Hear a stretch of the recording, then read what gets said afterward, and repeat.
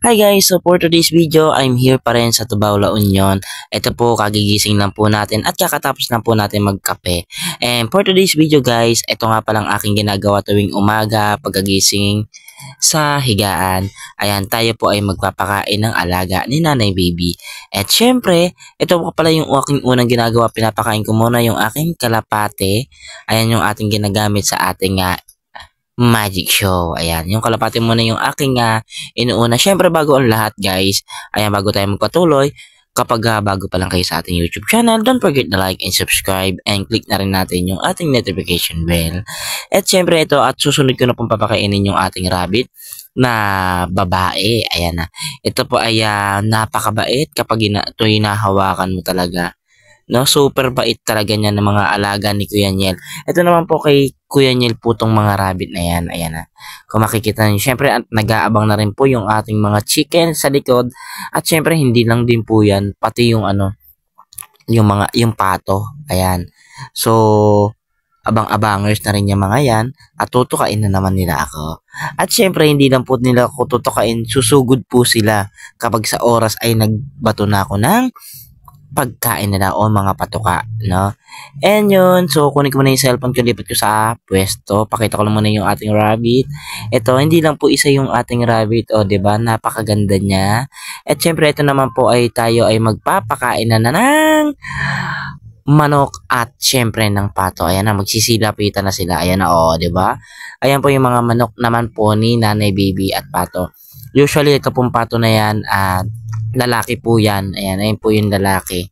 Ayan, mahilig po tumumba ng tumumba at pumatong ng pumatong sa kanyang sa kanyang kasintahan. Ayan.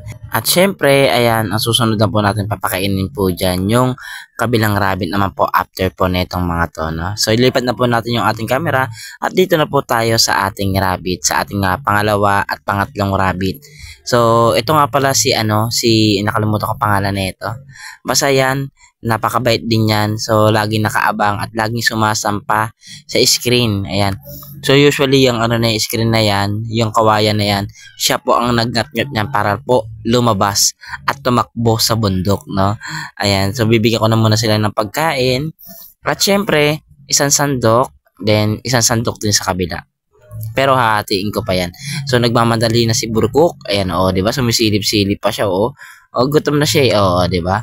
So, yun, iangat ko. Baka kasi makagat ako, charot. Ayan, kapag nakagat po ako niyan, wala naman pong rabies. Ang rabbit, di ba?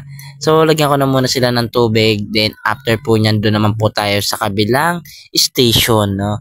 So, hindi lang po yan ang aking ginagawa, no? Marami pa pong iba yung ginagawa ko dito sa bundok. Ayan, so magpapakain ng mga alaga, no? Kung makikita naman po natin, 'di ba? Oh, ganyan lang po ako magpakain, napakasimple lang at napaka basta ganoon na 'yon. Ayan na.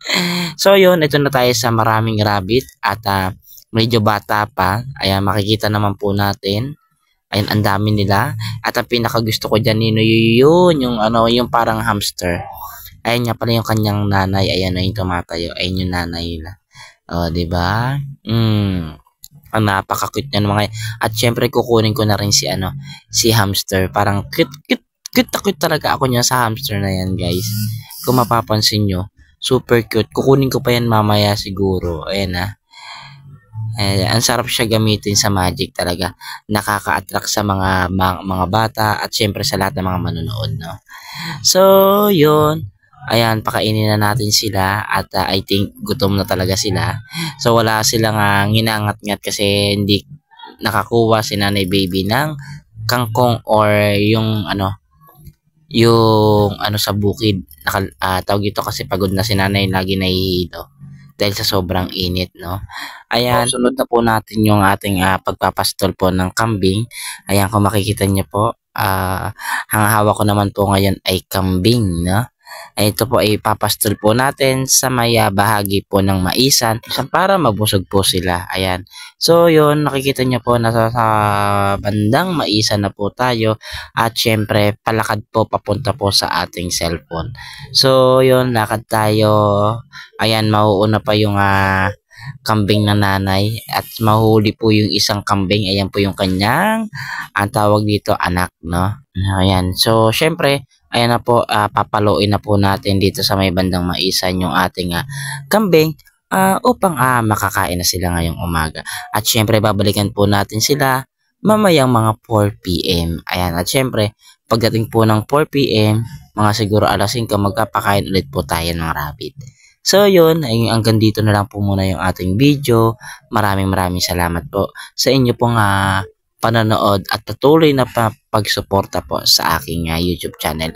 Maraming salamat at naway pagpalain nawa po kayo ng ating mahal na Panginoon.